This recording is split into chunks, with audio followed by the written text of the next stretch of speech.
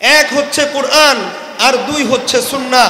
যতদিন পর্যন্ত আমার উম্মতেরা এই দুটি বিষয় কোরআন এবং সুন্নাহকে আঁকড়ে ধরতে পারবে, তথা যতদিন পর্যন্ত মুসলিম জাতির শিক্ষা বিভাগ কোরআন সুন্নাহ ভিত্তিক পরিচালিত হবে, যতদিন পর্যন্ত মুসলিম জাতির বিচার বিভাগ কোরআন সুন্নাহ ভিত্তিক পরিচালিত হবে, যতদিন পর্যন্ত মুসলিম জাতির কর্মসংস্থান কোরআন সুন্নাহ ভিত্তিক পরিচালিত হবে, যতদিন পর্যন্ত মুসলিম জাতির ব্যবসা প্রতিষ্ঠান কোরআন সুন্নাহ ভিত্তিক পরিচালিত হবে, যতদিন পর্যন্ত মুসলিম জাতির সংস্কৃতি সভ্যতা কোরআন সুন্নাহ ভিত্তিক পরিচালিত হবে, যতদিন পর্যন্ত মুসলিম জাতির সমাজ ব্যবস্থা কোরআন সুন্নাহ ভিত্তিক পরিচালিত হবে, যতদিন পর্যন্ত মুসলিম জাতির রাষ্ট্র ব্যবস্থা কোরআন সুন্নাহ ভিত্তিক পরিচালিত হবে, ততদিন পর্যন্ত মুসলিম জাতি শান্তি ও নিরাপদ জীবন লাভ করবে, ততদিন পর্যন্ত পৃথিবীর সমস্ত সম্মান মর্যাদা আর সফলতা মুসলমানদের পদচুম্বন করবে।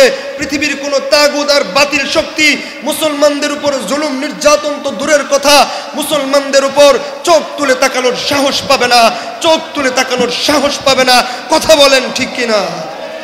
সম্মানিত হাজিরিন, আপনাদের খেদমতে আজ পবিত্র কালামের দ্বিতীয় সর্ববৃহৎ সূরা সূরাত আলে ইমরান 200 আয়াত বিশিষ্ট এই সূরাটি মাদানী সূরা। এই সূরার 103 নং আয়াতে কারিমার অংশ বিশেষ তিলাওয়াত করেছি। রাসূল করিম সাল্লাল্লাহু আলাইহি সাল্লামের অসংখ্য আহাদিসে মুবারাকা থেকে দুটি হাদিসের অংশ পাঠ করেছি। তিলাওয়াতকৃত এই আয়াত এবং পঠিত দুটি হাদিসের আলোকে আজকে নির্ধারিত সময়ে আপনাদের সামনে সময় সাপেক্ষে কিছু বাস্তবসম্মত কথা বলার চেষ্টা করব। আপনাদের কাছে দোয়া চাই যে কথাগুলো আমাদের সকলের ঈমান ও আমলের তরফকে নিয়ে আসবে, যে কথাগুলো আমাদের জীবনে কল্যাণ বয়ে আনবে, সেই কথাগুলোই যেন আল্লাহ আমার জবান দিয়ে বের করেন মোহাব্বতের সাথে প্রাণ খুলে সকলে একবার চিল্লায় পড়ি আমিন। জীবনে অনেক আলোচনা শুনেছেন, কিন্তু জিজ্ঞেস করতে কি আপনি এই আলোচনার মধ্য থেকে কি কি শিখতে পেরেছেন, জানতে পেরেছেন? 5টা বিষয় বলতে পারবেন? সবাই বলতে পারবেন? অনেকেই পারবেন না। তাই আমি আজকে চাই, এটা একটা ক্লাস মনে করি আমরা। শুরুতেই আসুন আমাদের মনটাকে মাইন্ড সেট আপ করে নেই, মনটাকে এই ব্যাপারে আজকে এক করে নেই। এখান থেকে এই আলোচনার মধ্য থেকে কিছু শিখে যাব। রাজি আছেন তো ইনশাআল্লাহ? কে কে রাজি আছেন? আবারও একটু হাত তুলেন, ঘুমটা চলে যাক। নারায়ে তাকবীর, আল্লাহ, প্রাণ খুলে নারায়ে তাকবীর। হাত নামান। কষ্ট হলে বলবেন, ছেড়ে দিব। ঠিক আছে ইনশাআল্লাহ? প্রশ্ন করলে উত্তর দিতে হবে। এটা ক্লাসে শিক্ষক একাই কথা বলে নাকি শিক্ষক ছাত্র উভয়ই কথা বলে? হ্যাঁ, এই মাশাআল্লাহ কিছু মানুষ বুঝতেছেন, উভয়ই কথা বলে না। তাহলে আমরা যদি আলোচনাটাকে সামনে নিয়ে যেতে চাই আর এখান থেকে এই আলোচনা থেকে কিছু বুঝে যেতে চাই, কিছু শিখে যেতে চাই, তাহলে উভয় পক্ষের কথা বলতে হবে। আপনারা রাজি আছেন ইনশাআল্লাহ? আমি আমার আলোচনা বোঝানোর জন্য প্রথমে আগে আপনাদেরকে প্রশ্ন করতে চাই। আমরা এখানে যারা আছি দেখতে কি সবাই একরকম? কথা বুঝতেছেন? সবার গায়ের রং কি এক? সবাই কি একই বংশের, একই এলাকার, একই মহল্লার? আমরা দেখতে মানুষ ভিন্ন। এই বৈচিত্র্যময় পৃথিবীতে মানুষের রুচি ভিন্ন, দেখতে ভিন্ন, বর্ণ ভিন্ন, রং ভিন্ন, উচ্চতায় সবাই সমান নয়। মানুষ এই বৈচিত্র্যময় পৃথিবীর মানুষ বৈচিত্র্যময় হলেও কিছু মৌলিক বিষয়ে এক এবং অভিন্ন। তার একটা আজকে আমি আলোচনা করতে চাই, সেটা হচ্ছে প্রতিটি মানুষই শান্তি আর নিরাপদ জীবন ব্যবস্থা লাভ করতে চায়। আপনারা কি আমার সাথে একমত? হোক সে ধনী কিংবা দরিদ্র, হোক মুসলিম কিংবা অমুসলিম, সে হোক না সংখ্যা গরিষ্ঠ বা সংখ্যা লঘু, কিন্তু সকল মানুষই শান্তি আর নিরাপদ জীবন ব্যবস্থা লাভ করতে চায়। আজকে আমরা যদি আমাদের সমাজের দিকে তাকাই, পারিবারিক জীবন আর সামাজিক জীবন, রাষ্ট্রীয় জীবনের যদি তাকাই, তাহলে দেখব আজ থেকে ঠিক 40 বছর পূর্বে, 30-40 বছর পূর্বের পারিবারিক সামাজিক যে অবস্থাটা ছিল, পারিবারিকভাবে একে অপরের প্রতি, বড়র প্রতি ছোটর যে শ্রদ্ধা, ছোটদের প্রতি বড়দের যে স্নেহ, সমাজে একে অপরের প্রতি যে আন্তরিকতার প্রীতিবন্ধন ছিল, আজকে এই 30-40 বছর পরে এসে বর্তমান সময়ে মানুষের মাঝে এই আন্তরিকতা আর নাই। আগের একটা সময়ে আমি আমার শৈশবে দেখেছি, অল্প কিছুদিন পূর্বের কথা, মানুষ যদি পুকুরে মাছ ধরত তাহলে তার আশপাশের কয়েকটা বাড়ি পর্যন্ত সেই মাছ অল্প অল্প করে হলেও পাঠিয়ে দিত পাশের বাড়ির মানুষ খাবে বলে। কথা ঠিক বললাম না ভুল বললাম? গাছের ফল পারলে, সিজনাল আম, লিচু ইত্যাদি ফল পারলে সেগুলোকে পাশের বাড়িগুলোতে অল্প অল্প করে বন্টন করে দিয়ে দিত, পাঠিয়ে দিত। পিঠা বানালে পাশের বাড়িতে অল্প অল্প করে দুটো হলেও পাঠিয়ে দিত। এই আন্তরিকতার বন্ধন কিছুদিন পূর্বে ছিল, কিন্তু দুঃখজনক হলেও সত্য, এখনকার সময় এই আন্তরিকতা আর দেখা যায় না। কথা বলেন ঠিক কি? আস্ত গরু জবাই করে ফ্রিজ আপ করে খাচ্ছে, অথচ তার বাড়িতেই তার আপন ওরসজাত মায়ের পেটের ভাই মৃত, এই মৃত ভাইয়ের এতিম সন্তানরা অনাহারে কষ্ট করছে, অথচ এই ভাই চাচা হয়ে তার এতিম ভাতিজাদেরকে রেখে নিজের সন্তানদেরকে নিয়ে ভালো মন্দ খাচ্ছে, এতিম ভাতিজাদের খবর রাখে না। এই আন্তরিকতাহীন সমাজ আজকে আমাদের সমাজ ব্যবস্থা। কথা বলেন ঠিক কি না? এর কারণটা কি? আজকে যদি আমরা একটু লক্ষ্য করি, সম্মানিত হাজিরিন একটু খেয়াল করে শুনবেন, আজকে যদি আমরা একটু লক্ষ্য করে দেখি, আজ থেকে 30-40 বছর পূর্বের যে সামাজিক অবস্থা ছিল, সমাজের মানুষের যে জীবনযাত্রা ছিল, যোগাযোগ ব্যবস্থা, যে যান্ত্রিক ব্যবস্থা ছিল, যে যাতায়াত ব্যবস্থা ছিল, তার থেকে এখনকার মানুষের যোগাযোগ ব্যবস্থা, যাতায়াত ব্যবস্থা উন্নত হয়েছে না অবনত হয়েছে? কথা মনে হয় বুঝেন নাই? আজ থেকে 30-40 বছর পূর্বে মানুষ একজনের সাথে আরেকজনের মনের ভাব আদান প্রদান করার জন্য চিঠিপত্রের মাধ্যমে সংবাদ পৌঁছাতো। যেখানে 3 দিন লাগতো, 7 দিন লাগতো, সেখানে এখন 3 সেকেন্ডের মাধ্যমেই, মোবাইলের মেসেজের মাধ্যমে এক দেশ থেকে অন্য দেশে একে অপরের বার্তা পৌঁছানো যায়, যোগাযোগ রক্ষা করা যায়। যেখানে আমার নানা, আমি শুনেছি, পায়ে হেঁটে হজ করেছে। এখানে কেউ আছেন? কেউ আছেন যারা আত্মীয় স্বজন পায়ে হেঁটে হজ করেছে? নাই। আগের একটা সময়ের মানুষ পায়ে হেঁটে হজ করেছে। এখন বিমানে 6 ঘন্টার মাধ্যমে শাহজালাল বিমানবন্দর থেকে সৌদি এয়ারপোর্টে যাওয়া যায়। তাহলে এই যে মানুষের যান্ত্রিক উন্নতি সাধন হয়েছে, যোগাযোগ ব্যবস্থার উন্নতি সাধন হয়েছে, যোগাযোগ ব্যবস্থা, যান্ত্রিক ব্যবস্থা, যাতায়াত ব্যবস্থার উন্নতি হওয়া সত্ত্বেও আজকে সমাজে, আজকে রাষ্ট্রে মানুষের এই যে পরস্পরের মূল্যবোধ নষ্ট হয়ে গেছে, মানুষপরের আন্তরিকতা, প্রীতিবন্ধন নষ্ট হয়ে গেছে। এর কারণটা কি? এর কারণ হচ্ছে আজকে সমাজ থেকে কোরআন সুন্নাহর আমল উঠে গেছে। আজকে সামাজিকভাবে মানুষ কোরআন সুন্নাহ থেকে দূরে সরে গিয়ে মানব রচিত তন্ত্র মন্ত্রের মাধ্যমে আজকে রাষ্ট্র পরিচালিত হওয়ার কারণে সামাজিক এই অবক্ষয়, রাষ্ট্রীয় এই অবক্ষয়। কথা বলেন ঠিক কিনা? সম্মানিত হাজিরিন, আজকে পারিবারিক জীবনে বলেন, সামাজিক জীবনে বলেন, এমনকি রাষ্ট্রীয় জীবনেও একজন রাষ্ট্রের নাগরিক হিসেবে যে মৌলিক শিক্ষা, বস্ত্র, বাসস্থান, চিকিৎসার যে মৌলিক অধিকারগুলো একজন নাগরিক পাওয়ার কথা, সেই ক্ষেত্রে একজন নাগরিক হিসেবে মৌলিক অধিকারগুলো পাওয়ার পরিবর্তে জুলুম, নির্যাতন আর নানা রকম হয়রানির শিকার হচ্ছে দেশের মানুষ। কথা বলেন ঠিক কিনা? এর কারণ একটাই, আজকে মুসলিম জাতি কোরআন ও সুন্নাহ থেকে দূরে সরে গেছে, কোরআনের শিক্ষা থেকে দূরে সরে গেছে, কোরআনের আমল থেকে, কোরআন সুন্নাহর আমল থেকে আজকে মুসলিম জাতি দূরে সরে গেছে।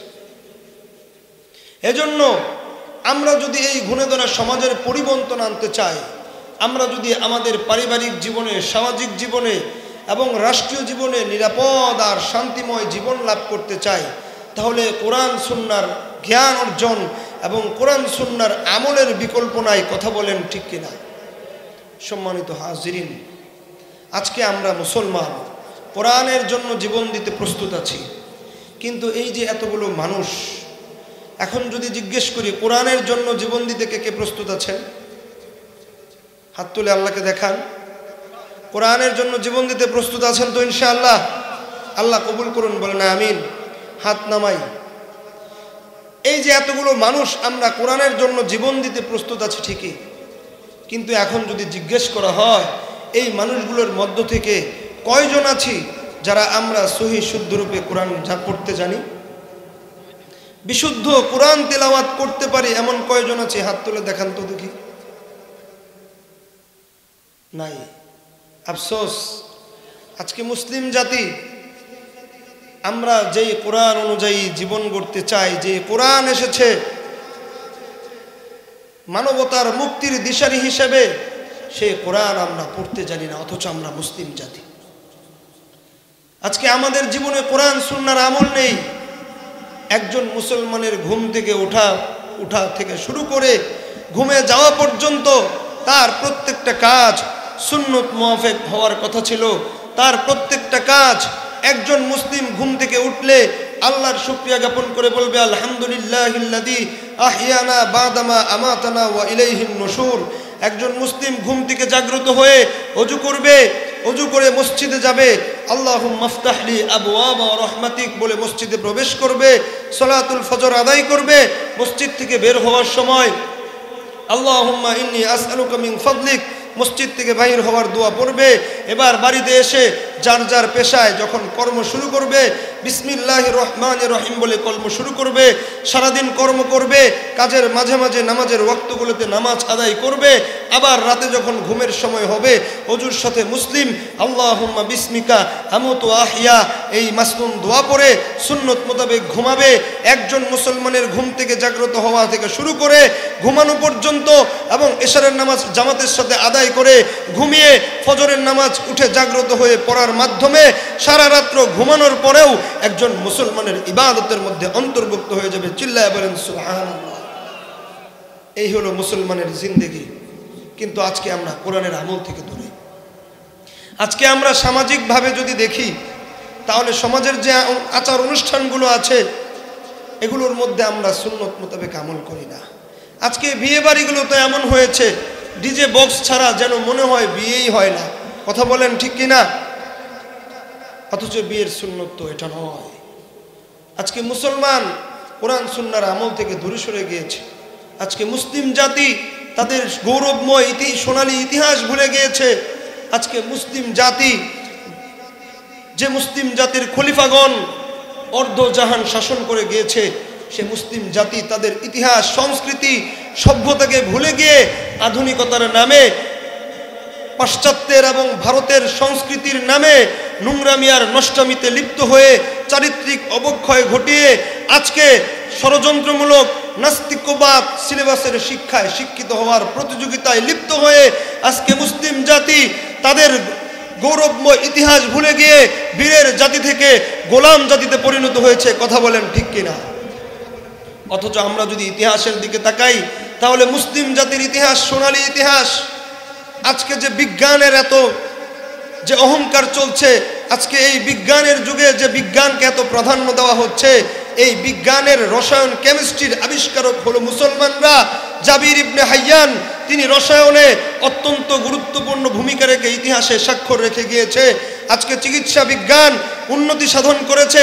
এই চিকিৎসা বিজ্ঞানে মুসলিম ইবনে সিনার নাম স্বর্ণাক্ষরে লেখা আছে। এমনিভাবে পৃথিবীর সমস্ত সভ্যতা আর সংস্কৃতি মুসলমানরাই শিখিয়ে দিয়ে গিয়েছে। অথচ মুসলমানের সন্তানরা আজকে নাস্তিক্যবাদের শিক্ষায় আর ভারতীয় পশ্চিমা সংস্কৃতিতে লিপ্ত। কথা বলেন ঠিক কিনা? সম্মানিত হাজিরিন, আল্লাহর রাসূল সাল্লাল্লাহু আলাইহি ওয়াসাল্লাম বলেন, আজকে এই যে মুসলমান সারা পৃথিবীতে নির্যাতিত হচ্ছে, সারা পৃথিবীতে আজকে মুসলিম জাতি গোলাম জাতিতে পরিণত হচ্ছে, এর কারণটা কি? রাসূল সাল্লাল্লাহু আলাইহি ওয়াসাল্লাম 1450 বছর পূর্বে বলেছেন, তারাকতু ফীকুম আমরাইন লান তাযিল্লু মা তামাসসাকতুম বিহিমা কিতাবাল্লাহ ওয়া সুন্নাত রাসূলি। ও আমার উম্মতেরা শোনো, তোমাদের কাছে আমি দুটি আমানত রেখে যাচ্ছি, দুটি বিষয় রেখে যাচ্ছি। এক হচ্ছে কোরআন আর দুই হচ্ছে সুন্নাহ।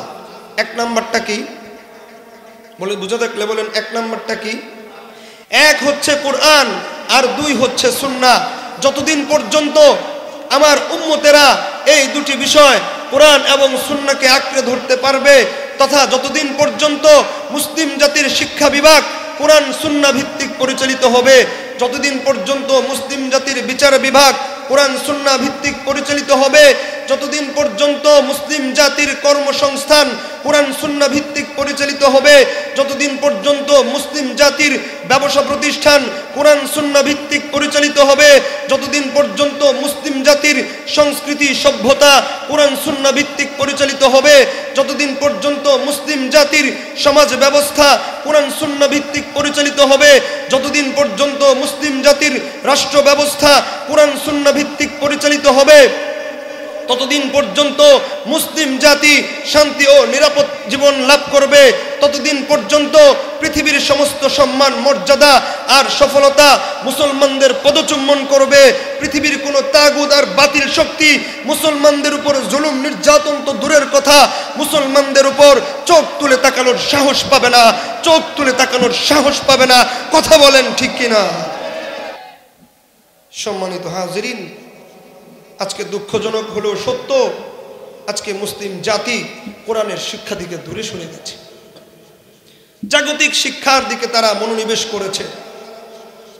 অথচ আল্লাহ কোরআনে বলেন, কুল হাল ইয়াস্তাউিল্লাযীনা ইয়া'লামুন ওয়াল্লাযীনা লা ইয়া'লামুন।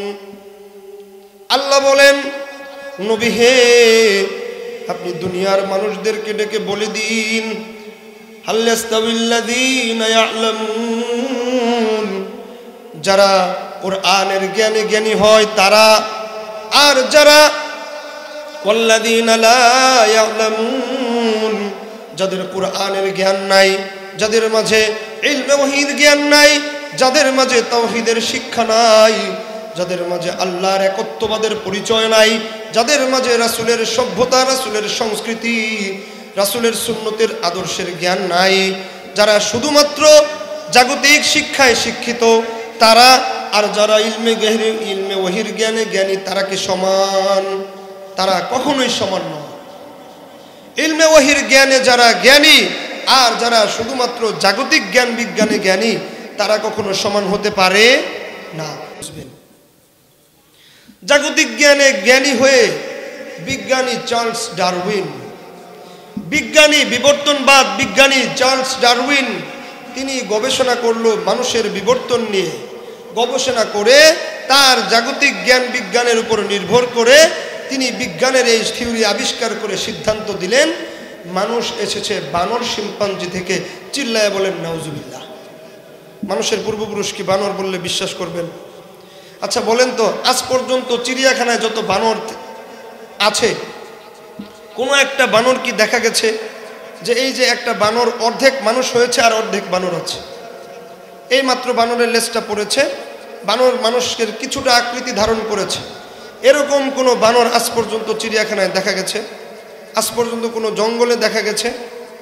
ছোট থেকে এই যে বানর খেলা দেখানো হচ্ছে, কোনো বানর অর্ধেক মানুষের মতো হয়েছে, আংশিক মানুষের মতো হয়েছে, এটা কি আজ পর্যন্ত দেখা গেছে? তাহলে এই বিজ্ঞানী চার্লস ডারউইন, তার ভিতরে তাওহীদের শিক্ষা না থাকার কারণে, ইলমে ওহীর জ্ঞান না থাকার কারণে তিনি এই সিদ্ধান্তে উপনীত হয়েছে মানুষ বানর শিম্পাঞ্জি থেকে এসেছে। চিল্লায় বলেন নাউজুবিল্লাহ। অথচ কোরআনের শিক্ষায় যারা শিক্ষিত তাদেরকে জিজ্ঞেস করলে কোরআন বলে দিবে, কোরআনওয়ালারা বলে দিবে। আল্লাহ তাআলা বলেন, ইয়া আইয়ুহান নাস ইন্না খলাকনাকুম মিন যাকারিন আও উনসা ওয়াজআলনাকুম শুউবান ওয়া ক্বাবাইলা লিতাআরাফু। চিল্লায় বলেন আল্লাহু আকবার। আর জোরে বলেন আল্লাহু আকবার। আল্লাহর কোরআনে আল্লাহ বলেন, ইয়া আইয়ুহান নাস, হে দুনিয়ার মানুষ সকল শুনো, ইন্না খলাকনাকুম মিন যাকারিন আও উনসা, আমি তোমাদেরকে সৃষ্টি করেছি একজন মানুষ, একজন পুরুষ তথা বাবা আদম আলাইহিস সালাম, আও উনসা, এবং একজন নারী থেকে মা হাওয়া আলাইহিস সালাম।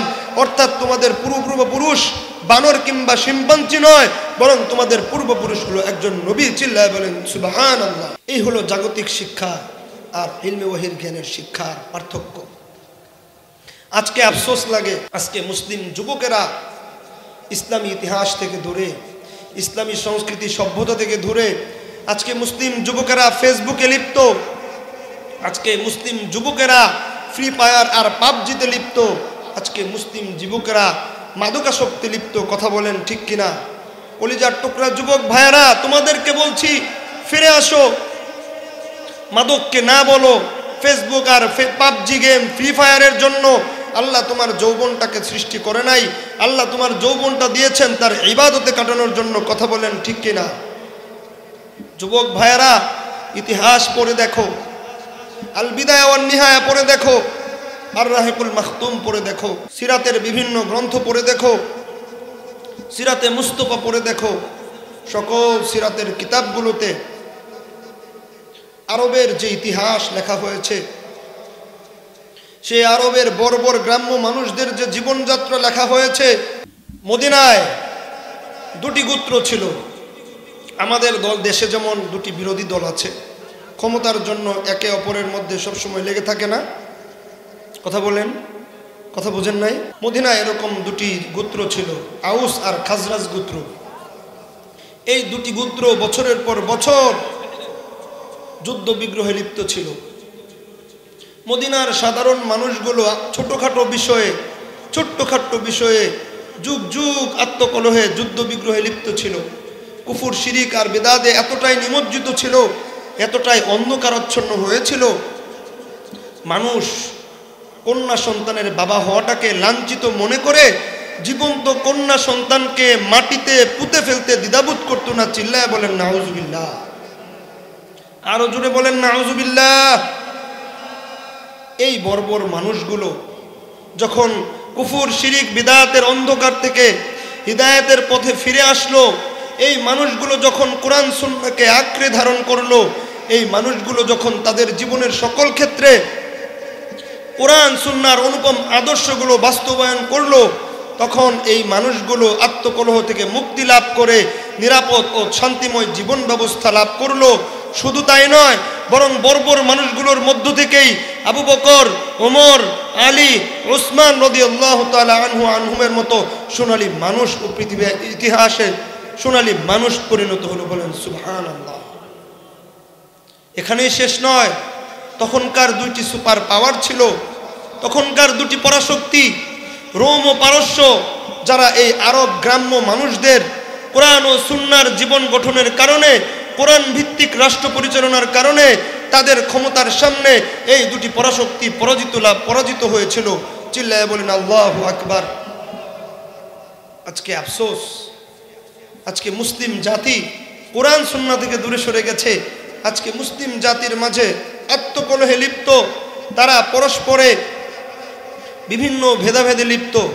তাই আমি বলবো, হে প্রিয় মুসলিম জাতি, কোরআন সুন্নাহর আলোকে ঐক্যবদ্ধ হন, ঐক্যবদ্ধ হন, ঐক্য গড়ে তুলুন, ইসলামী খেলাফত ব্যবস্থা গড়ে তুলুন।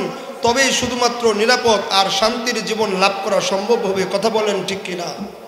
আল্লাহ তাআলা সূরা আলে ইমরানে 103 নং আয়াতে ইরশাদ করে বলেন, ওয়াতাসিমু বিহাবলিল্লাহি জামিআন ওয়া লা তাফাররাকু ওয়াযকুরু নি'মাতাল্লাহি আলাইকুম إذ كنتم أعداء فألف بين قلوبكم فأصبحتم بنعمته إخوانا وكنتم على شفا حفرة من النار فأنقذكم منها كذلك يبين الله لكم آياته لعلكم تهتدون চিল্লায়ে পড়ি আল্লাহু আকবার। আরো জোরে প্রাণ খুলে পড়ি আল্লাহু আকবার। সম্মানিত হাজিরিন, আরবের সেই বর্বর মানুষগুলোকে নিরাপদ জীবন ব্যবস্থা উপহার দিয়ে আল্লাহ কোরআনে ইরশাদ করছেন, কিয়ামত পর্যন্ত মানুষদেরকে উল্লেখ করে আল্লাহ বলেন, ওয়াতাসিমু বিহাবলিল্লাহ, ও দুনিয়ার মানুষ, তোমরা যারা শান্তি আর নিরাপদ জীবন লাভ করতে চাও, ও দুনিয়ার গোটা মুসলিম জাতি, তোমরা যদি তোমাদের জীবনে শান্তি লাভ করতে চাও, ইয়াতাসিমু বিহাবলিল্লাহ, তাহলে তোমরা আল্লাহর রজ্জুকে শক্তভাবে আঁকড়ে ধরো। সম্মানিত হাজিরিন, কথাগুলো দিলের কান দিয়ে বুঝবেন। সমস্ত মুফাসসিরগণ লেখেন, আল্লাহর রজ্জু বলতে কোরআন। বুঝে থাকলে বলুন আল্লাহর রজ্জু কি? আল্লাহর রজ্জু বলতে কোরআন এবং কোরআনের ব্যাখ্যা গ্রন্থ সুন্নাহ। আল্লাহ তাআলা বলেন, ওয়াতাসিমু বিহাবলিল্লাহি জামিআ, তোমরা ঐক্যবদ্ধভাবে কোরআন সুন্নাহকে আঁকড়ে ধরো। ওয়ালা তাফাররাকু, আর পরস্পর আত্মকলহে লিপ্ত হইও না। ওয়াজকুরু নি'মাতাল্লাহি আলাইকুম, আর তোমাদের উপর আমি আল্লাহ তাআলার পাওয়া নিয়ামতকে স্মরণ করো। কি নিয়ামত? ইয কুনতুম আ'দাআ, যে তোমরা পরস্পরে আত্মকলহে লিপ্ত হয়ে শত্রুতে পরিণত হয়েছিলে। আউস খাজরাজের মতো আরবের মানুষগুলো আত্মকলহে লিপ্ত হয়ে শত্রুতে পরিণত হয়েছিল। আল্লাহ সেদিকে উল্লেখ করে বলেন, ফাআল্লাফা বাইনা কুলুবিকুম, এরপর আমি তোমাদের অন্তরকে জড়িয়ে দিলাম। ফাসবাহতুম বিনি'মাতিহি ইখওয়ানা, এরপর আমার পক্ষ থেকে পাওয়া ইসলামের নিয়ামতের মাধ্যমে তোমরা পরস্পর ভাই ভাই হয়ে গেলে। সুবহানাল্লাহ। ওয়া কুনতুম আলা শাফা হুফরাতিন মিনান নার, আর তোমরা তো অন্যায় পাপাচারে, জুলুম নির্যাতন করে, জিনা ব্যভিচার করে, কুফর শিরিক করে জাহান্নামের আগুনের নিকটবর্তী ছিলে, জাহান্নামের অগ্নি কুণ্ডের কিনারে ছিলে। ফানকাযাকুম মিনহা, আল্লাহ তাআলা ইসলাম নামক নিয়ামত দিয়ে তোমাদেরকে সেই জাহান্নামের আগুন থেকে মুক্তি দান করেছেন। পড়েন সুবহানাল্লাহ। কাযালিকা ইউবাইনুল্লাহু লাকুম আয়াতিহি লাআল্লাকুম তাহতাদুন, আল্লাহ বলেন এমনি করে আমি আমার নিদর্শনগুলো সুস্পষ্টভাবে বর্ণনা করি যাতে করে মানুষ তোমরা হেদায়াত পেতে পারো। বলেন সুবহানাল্লাহ। সম্মানিত হাজিরিন, এজন্য আল্লাহ পবিত্র কালামে সমগ্র মুসলিম জাতিকে কোরআন সুন্নাহকে আঁকড়ে ধরে ঐক্যবদ্ধতা গড়ে তুলতে বলেছেন। কারণ মুসলিম জাতি যদি ঐক্যবদ্ধ হয়ে যায়, কোরআন সুন্নাহকে আঁকড়ে ধরে তাদের নিজেকে জীবনদেরকে গড়ে তুলতে পারে, তাহলে এই মুসলিম জাতির ঐক্যবদ্ধতার সুফল হিসেবে ইসলামী রাষ্ট্র গড়ে উঠবে। আর ইসলামী রাষ্ট্র গড়ে উঠলে ইসলামী রাষ্ট্রেই একমাত্র সম্ভব সকল ধর্মের, সকল মতাদর্শের মানুষদের অধিকার নিশ্চিত করা, যা আল্লাহ ঘোষণা করেছেন, লা ইকরাহা ফিদ্দীন ক্বাদ তাবায়্যানার রুশদু মিনাল গায়। একমাত্র ইসলামী সকল ধর্মের মানুষদেরকে তাদের ধর্ম গ্রহণের স্বাধীনতা দিয়েছে। কথা বলেন ঠিক কিনা? এজন্য রাষ্ট্রের অন্তর্গত সকল নাগরিকের মৌলিক অধিকার একমাত্র ইসলামী রাষ্ট্র ব্যবস্থায় প্রদান করতে পারে। আর যখন ইসলামী রাষ্ট্র ব্যবস্থার মাধ্যমে মানুষের সকল নাগরিকের মৌলিক চাহিদা পূরণ হবে, মৌলিক অধিকার পূরণ হবে, তখনই শুধুমাত্র জাতীয় ঐক্য গড়ে তুলবে। আর এভাবে মুসলিম ঐক্যের মাধ্যমে ইসলামী রাষ্ট্রের খেলাফত প্রতিষ্ঠা করা, আর ইসলামী খেলাফত প্রতিষ্ঠার মাধ্যমে জাতীয় ঐক্য গড়ে তুলতে পারলেই একটা রাষ্ট্রের সকল মানুষ, মুসলিম হোক কিংবা অমুসলিম, সংখ্যা গরিষ্ঠ হোক কিংবা সংখ্যালঘু, সকল মানুষই নিরাপদ ও শান্তিময় জীবন লাভ করতে পারবে। কথা বলেন ঠিক কিনা? কিন্তু সজাগ থাকতে হবে। আল কুফরু মিল্লাতুন ওয়াহিদা, সমস্ত কুফরিয়ার বাতিলি শক্তি মুসলমান নিধনে এক অভিন্ন। কথা বলেন ঠিক কিনা? সমস্ত কুফরি শক্তি পৃথিবী থেকে মুসলমানদেরকে নিশ্চিহ্ন করতে চায়, মুসলমানদের মাঝে আত্মকলহ লিপ্ত করে, সাম্প্রদায়িক দাঙ্গা হাঙ্গামা সৃষ্টি করে মুসলমানদের রাষ্ট্রকে অনিরাপদ করতে চায়। কথা বলেন ঠিক কিনা? সমস্ত অমুসলিম বাতিল তাগুদি শক্তি মুসলিম নিধনে এক, তারা সবসময় ষড়যন্ত্রে লিপ্ত। যার ষড়যন্ত্রের একটা বর্তমান রূপ হচ্ছে বাংলাদেশে ইসকন। কি বললাম? ইসকন, যার ফুল মিনিং হচ্ছে international society for Krishna consciousness, অর্থাৎ আন্তর্জাতিক কৃষ্ণ ভাবামৃত সংঘ। এই ইসকনের সংগঠনের প্রতিষ্ঠাতা হলো একজন হিন্দু গুরু, যিনি 1966 সালে যুক্তরাজ্যের নিউ ইয়র্কে এই ইসকন প্রতিষ্ঠিত করেছিলেন। মজার ব্যাপার হলো তিনি একজন হিন্দু গুরু হলেও তার শিক্ষা দীক্ষা হয়েছে যুক্তরাজ্যে খ্রিস্টানদের চার্চে, খ্রিস্টান এবং ইহুদিদের কাছে। তাই সেখান থেকে খ্রিস্টান এবং ইহুদিদের শিক্ষা দীক্ষা গ্রহণ করে মুসলিম নিধনের পরিকল্পনা করে হিন্দু ধর্ম প্রচারকের নামে এই ইসকন সৃষ্টি করে বাংলাদেশে দাঙ্গা হাঙ্গামা সৃষ্টি করে মুসলিম নিধনের পায়তারা চালাচ্ছে। কথা বলেন ঠিক কিনা? যার ফলস্বরূপ 2014 সালে ঢাকাতে আমরা দেখেছি 2014 সালে রমজান মাসে শাহিরবাগ ইসকন পরিচালিত মন্দিরের কাছে অবস্থিত এই মসজিদে তারাবির নামাজ বন্ধ করে দেওয়া হয়েছে। 2016 সালে সিলেটের মসজিদে ইসকন মন্দির থেকে গুলিবর্ষণ করা হয়েছে এবং এই ব্যাপারে পোস্ট করার কারণে একজন ইমামকে তারা হত্যা করে শহীদ করেছে এবং সাম্প্রতিক সময়ে শহীদুল ইসলাম আলিফ নামক একজন অ্যাডভোকেটকে আদালত পাড়ায় তারা হত্যা করেছে। কথা বলেন ঠিক কিনা? সম্মানিত হাজিরিন, এজন্য আমাদের মুসলমানদেরকে সজাগ থাকতে হবে এবং মুসলিম নিধনের সকল ষড়যন্ত্রের প্রতিপক্ষে রুখে দাঁড়াতে হবে। আমরা প্রস্তুত আছি তো ইনশাআল্লাহ? সম্মানিত হাজিরিন, ইতিহাস সুস্পষ্ট। আমরা জানি হক বাতিলের ইতিহাস পৃথিবীর শুরু থেকে চলে আসছে, কিয়ামত পর্যন্ত চলবে। পৃথিবীতে বাতিল যখন এসেছে কাবিলের রূপ ধারণ করে, হক তখন এসেছে হাবিলের রূপ ধারণ করে। বাতিল যখন এসেছে ফিরাউনের রূপ ধারণ করে, হক তখন এসেছে নবী মুসা কালিমুল্লাহর রূপ ধারণ করে। বাতিল যখন এসেছে নমরুদের রূপ ধারণ করে, হক তখন এসেছে নবী ইব্রাহিম খলিলুল্লাহর রূপ ধারণ করে। বাতিল যখন এসেছে রক্ত পিপাসু বনী ইসরাইলের রূপ ধারণ করে, হক তখন এসেছে নবী ঈসা রূহুল্লাহর রূপ ধারণ করে। বাতিল যখন এসেছে আবু জাহেল, আবু লাহাব, উতবা, শাইবা, ওয়ালিদ ইবনে মুগীরা, কুফফারে মক্কা, রোম পারস্যের রূপ ধারণ করে, হক তখন এসেছে নবী মুহাম্মদুর রাসূলুল্লাহর রূপ ধারণ করে। বাতিল যখন এসেছে মুসাইলামাতুল কাযযাবের রূপ ধারণ করে, হক তখন এসেছে সিদ্দিক আকবর আবু বকর সিদ্দিক রাদিয়াল্লাহু তাআলা আনহুর রূপ ধারণ করে। বাতিল যখন এসেছে হাজ্জাজ বিন ইউসুফের রূপ ধারণ করে, হক তখন এসেছে জুবাইর বিন আব্দুল্লাহর রূপ ধারণ করে। বাতিল যখন এসেছে খলিফা মনসুরের রূপ ধারণ করে, হক তখন এসেছে ইমাম নুমান ইবনে সাবিত, ইমাম আবু হানিফা রাহিমাহুল্লাহর রূপ ধারণ করে। বাতিল যখন এসেছে মুসাইলামাতুল কাযযাবের রূপ ধারণ করে, হক তখন এসেছে সিদ্দিক আকবর আবু বকর সিদ্দিক রাদিয়াল্লাহু তাআলা আনহুর রূপ ধারণ করে। বাতিল যখন এসেছে তাতারীদের রূপ ধারণ করে, হক তখন এসেছে ইমাম ইবনে তাইমিয়া রাহিমাহুল্লাহর রূপ ধারণ করে। বাতিল যখন এসেছে মিথ্যা নবুয়তের দাবিদার গোলাম আহমদ কাদিয়ানীর রূপ ধারণ করে, হক তখন এসেছে শাহ আতাউল্লাহ বুখারীর রূপ ধারণ করে। বাতিল যখন এসেছে দ্বীনে ইলাহির প্রবর্তক সম্রাট আকবরের রূপ ধারণ করে, হক তখন এসেছে মুজাদ্দিদে আল ফেসানি আহমদ সরহিন্দির রূপ ধারণ করে। আমাদের এই ভারতবর্ষে বাতিল যখন এসেছে ইংরেজ বেনিয়াদের রূপ ধারণ করে, হক তখন এসেছে শাহ ওয়ালিউল্লাহ মুহাদ্দিসে দেহলভীর রূপ ধারণ করে। বাংলাদেশে বাতিল যখন এসেছে রাজা গৌর গোবিন্দের রূপ ধারণ করে, হক তখন এসেছে শাহজালাল ইয়ামিনীর রূপ ধারণ করে।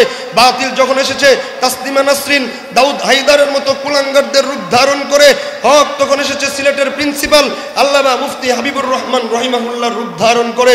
বাতিল যখন এসেছে ফতোয়া বিরোধী আন্দোলনের রূপ ধারণ করে, হক তখন এসেছে শাইখুল হাদিস আল্লামা আজিজুল হক ও মুফতি আমিন রহিমাহুল্লাহর রূপ ধারণ করে। বাতিল যখন এসেছে শাহবাগী নাস্তিক ব্লগারদের রূপ ধারণ করে, হক তখন এসেছে শাহ আহমদ শফি আল্লামা জুনায়েদ বাবুনগরী রহিমাহুল্লাহর রূপ ধারণ করে। বাতিল যখন এসেছে ভাস্কর্যের রূপ ধারণ করে, হক তখন এসেছে শাইখুল হাদিস ইবনে শাইখুল হাদিস আল্লামা মামুনুল হক ও হক্কানি উলামা ইকরামের রূপ ধারণ করে। সাম্প্রতিক সময়ে বাতিল যখন এসেছিল দীর্ঘ 16 বছর ফ্যাসিবাদ সরকারের রূপ ধারণ করে, হক তখন এসেছে বৈষম্য বিরোধী স্কুল কলেজ ও মাদ্রাসা ইউনিভার্সিটির ছাত্র সমাজের রূপ ধারণ করে। এমনি করে আমার রাসূল বলেন, লা তাযালু তাইফাতুম মিন উম্মতি যাহিরিনা আলাল হক লা ইয়াদুররুহুম মান খাযালাহুম হাত্তা ইয়াতি আমরুল্লাহি ওয়া হুম কাযালিক। কিয়ামত পর্যন্ত যখনই বাতিল মাথাচাড়া দিয়ে উঠবে আল্লাহর জমিনে আল্লাহর দ্বীনের আলোকে নিভিয়ে দিতে, মুসলমানদেরকে নিধন করতে, যখনই বাতিল জানা দিয়ে মাথাচাড়া দিয়ে উঠবে তখনই হকের পক্ষে একটা দল প্রকাশ পাবে। তারা বাতিলের বিরুদ্ধে লড়বে, মারবে, মরবে, কিন্তু বাতিলের সাথে আপোষ করবে না, বাতিলের সাথে আপোষ করবে না। কথা বলেন ঠিক কিনা? এই জন্য সম্মানিত হাজিরিন, পৃথিবীর 200 কোটি মুসলমান যারা আল্লাহর কুদরতি পায়ে সিজদায় মাথা অবনমিত করে, তারা কখনোই কল্লা দিতে পারে, তারা কল্লা দিতে পারে, কিন্তু বাতিলের সামনে মাথা নত করতে পারে না। কথা বলেন ঠিক কিনা? এই জন্য আমি জানতে চাই, বাংলাদেশে এই ইসকন নামক জঙ্গি সংগঠনকে, এই সন্ত্রাসবাদদেরকে বাংলাদেশ থেকে নিষিদ্ধ করতে, তাড়িয়ে দিতে, হক্কানি উলামায়ে কেরামের ডাকে সাড়া দিয়ে এবং আল্লাহর জমিনে আল্লাহর দ্বীনকে কায়েম করতে রক্ত দিতে হলে রক্ত দিয়ে, জীবন দিতে হলে জীবন দিয়ে কে কে প্রস্তুত আছি হাত তুলে আল্লাহকে দেখাই। নারায়ে তাকবীর, নারায়ে তাকবীর। আল্লাহ তাআলা আমাদের হাতগুলো কবুল করুন। হাত নামাই। পরিশেষে এটাই বলতে চাই, সম্মানিত হাজিরিন, আসুন আমরা কোরআন সুন্নাহকে আঁকড়ে ধরে মুসলিম জাতির ঐক্য গড়ে তুলে ইসলামী রাষ্ট্র ব্যবস্থা কায়েম করি এবং ইসলামী রাষ্ট্র ব্যবস্থার মাধ্যমে রাষ্ট্রের অন্তর্গত মুসলিম অমুসলিম, সংখ্যাগরিষ্ঠ সংখ্যালঘু সকল মানুষের মৌলিক অধিকার আদায়ের মাধ্যমে আন্তরিকতা এবং সাম্প্রদায়িক সম্প্রীতি ও প্রীতির বন্ধনে একটা আদর্শ রাষ্ট্র ব্যবস্থা কায়েম করে আমরা সকলেই শান্তি ও নিরাপদ জীবন ব্যবস্থা গড়ে তুলি। আল্লাহ তাআলা আমাদের সকলকেই সেই তৌফিক দান করুক, পড়ি আমিন। ওয়া আখিরু দাওয়ানা আলহামদুলিল্লাহি রাব্বিল আলামিন। আসসালামু আলাইকুম ওয়া রাহমাতুল্লাহি ওয়া বারাকাতুহু।